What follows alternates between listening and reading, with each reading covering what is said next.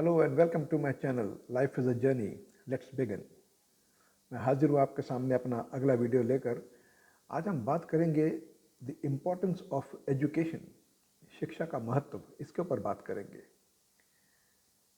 Education एक ऐसी रोशनी हमें देता है जो हमें अज्ञानता के अंधेरे से बाहर निकालती है, अज्ञानता के अंधेरे को मिटाती है और समाज को ज्ञान देती है, बुद्धिमत्ता देती है और विकास के मार्ग पर ले जाती है। शिक्षा सिर्फ केवल के व्यक्ति को ही बेहतर बनाती है, ऐसा नहीं है। व्यक्ति के जीवन को तो बेहतर बनाती ही है, उसके साथ शिक्षा जो है एक सशक्त समाज भी बनाती है, एक पावरफुल राष्ट्र भी बनाती है।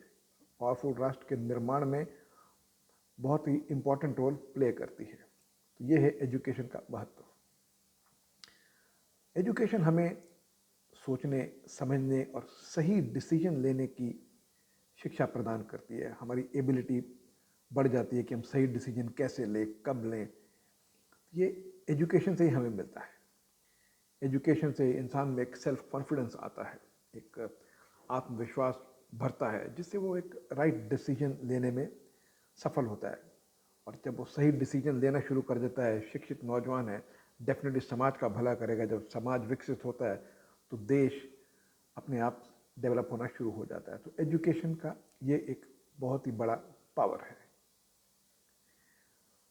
और एजुकेशन से हमें इक्वलिटी भी देखने को मिलती है। समाज में समानता को बढ़ावा देना, ये एक बहुत ही इम्पॉर्टेंट फैक्टर है कि एक समानता को बढ़ाना। इक्वलिटी होनी चाहिए हम सब में, आप में, मुझ में कोई फ़र्क नहीं होना चाहिए, वी ऑल आर इक्वल। ये एक मैसेज डेफिनेटली स्प्रेड होना चाहिए। ह्यूमैनिटी जो सबसे बड़ा धर्म होना चाहिए, इंसानियत को ही सबसे बड़ा धर्म मान के हमें चलना चाहिए कि हम सब इंसान हैं। हम किसी अलग कम्युनिटी में पैदा हो गए तो इसमें ना तो हमारा कोई दोष है, ना ही हमारा कोई योगदान है। जहाँ हमारा नसीब लिखा था हम वहाँ पैदा हो गए। जहाँ पैदा हुए हैं, जिस घर में पैदा हुए हैं, जिस परिवार में पैदा हुए हैं, जिस समाज में पैदा हुए, हमारा फ़र्ज़ बनता है कि हम उसके साथ, दूसरे समाज के साथ मिलकर रहें, सबको इक्वल समझें। तो शिक्षा, जब हम अच्छी तरह किताबों को देखिए, किताबों को पढ़ना और उन्हें समझना दो अलग चीज़ें हैं। जब हम किताबों को पढ़ते हैं, मीनिंगफुल किताबों को पढ़ते हैं और उन्हें समझते हैं कि राइटर हमें क्या दिखाना चाहता है, कौन सी राह पे चलाना चाहता है, तो वो एक ऐसा साधन बन जाता है जो हमें सही दिशा देती है, सही मार्गदर्शक करती है, हमारा मार्गदर्शन करती है। और एक मार्गदर्शक के रूप में शिक्षा हमें सही रास्ते पर लेकर जाती है। अगर हम स्कूल जब जाते थे, जब, तो हमने देखा होगा कि हमारी क्लास में हर तरह के बच्चे थे। मैं अपनी क्लास की बात कर रहा हूँ, 4-5 मेरे क्लासमेट थे जो बहुत ही रिच फैमिली से थे। बाकी हम मोस्ट ऑफ द पीपल, हम लोग जो थे ये मिडिल क्लास से आते थे, और 3-4 ऐसे थे जो लोअर मिडिल क्लास से भी आते थे। लेकिन हमारे बीच ऐसा कुछ नहीं था। We use to be very friendly with each other.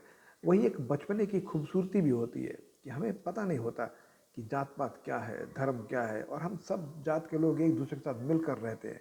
धीरे धीरे जब शिक्षा ग्रहण करते हैं तो शिक्षा हमें यह सिखाती है, शिक्षा हमें और भी एक चीज़ सिखाती है कि जब हम शिक्षित हो चुके हैं, एजुकेटेड हो चुके हैं, तो कैसे हमें किसी की बातों में नहीं आना है। अगर मैं किसी की बातों में आ जा रहा हूँ, किसी के बहकावे में आकर अपने मार्ग से भटक जा रहा हूँ, तो ये उस इंसान का दोष नहीं है। दोष मेरा है कि मैंने उसकी बात मानी और अपना रास्ता छोड़ दिया और भटक गया और बुरे काम करने लग गया। I don't have to blame that person कि उसने मुझे कहा था, मैंने उस चीज़ को फॉलो किया, तो ये मेरी गलती होगी कि मैं गलत राह पर चल पड़ा। उसका कोई दोष नहीं है इसमें, उसने अपनी बात कही है, मानना ना मानना मेरे ऊपर था। तो ये मेरी एजुकेशन का भी दोष है कि मैं शायद ठीक से अपने आप को एजुकेट नहीं कर पाया।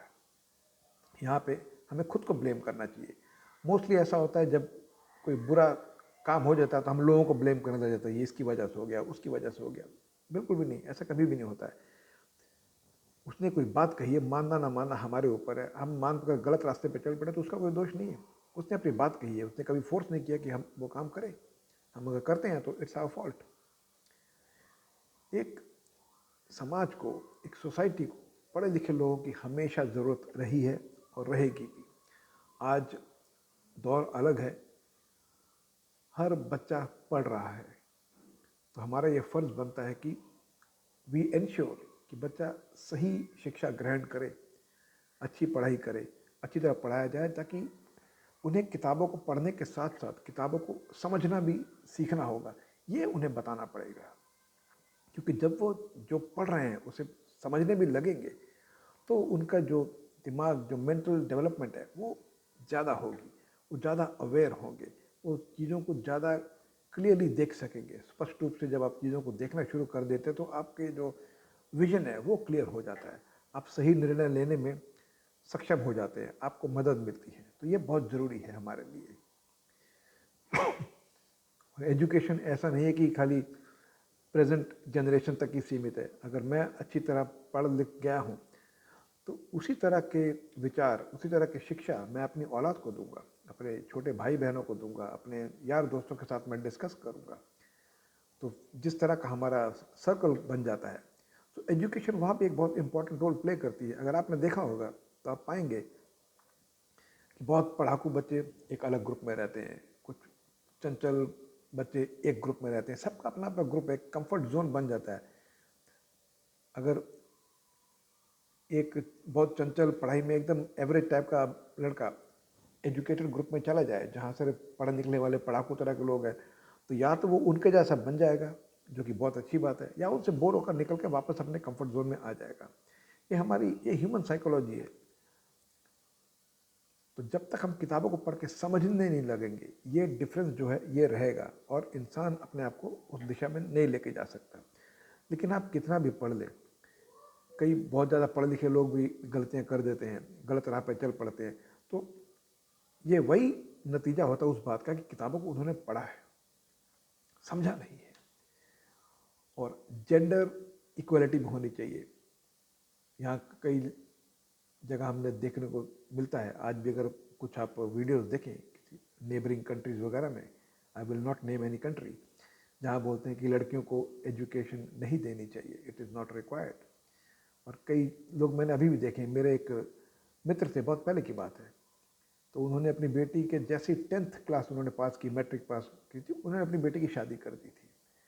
तो हमें बहुत ही अजीब लगा था। हमने पूछा तो हमारा दोस्त की भी शादी बहुत ही कम उम्र में हो गई थी, वो जब 21 साल का था शायद, उसकी शादी हो गई थी।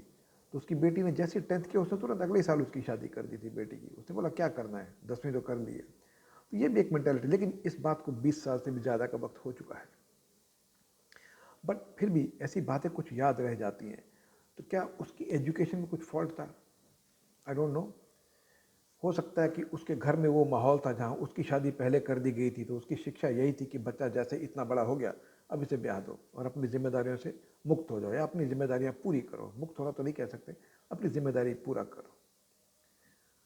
तो यह कहना गलत नहीं होगा कि शिक्षा केवल एक साधन ही नहीं है, बल्कि एक बहुत ही पावरफुल टूल है जो सोसाइटी और देश को उन्नति की ओर ले जाता है।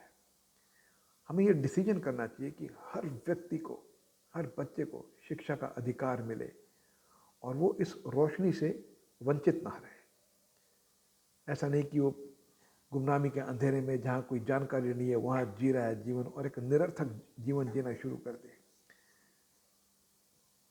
जब ऐसा होगा, जब हम सब सही दिशा में पढ़ेंगे, किताबों को पढ़ने के साथ साथ समझना भी शुरू करेंगे, तभी हम एक अच्छा समाज बन सकते हैं, बना सकते हैं और अपने देश को मजबूत राष्ट्र बना सकते हैं।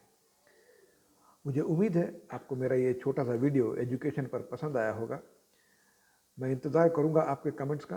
अगर आप अपनी कुछ विचार शेयर करना चाहते हैं about education, please feel free to do so.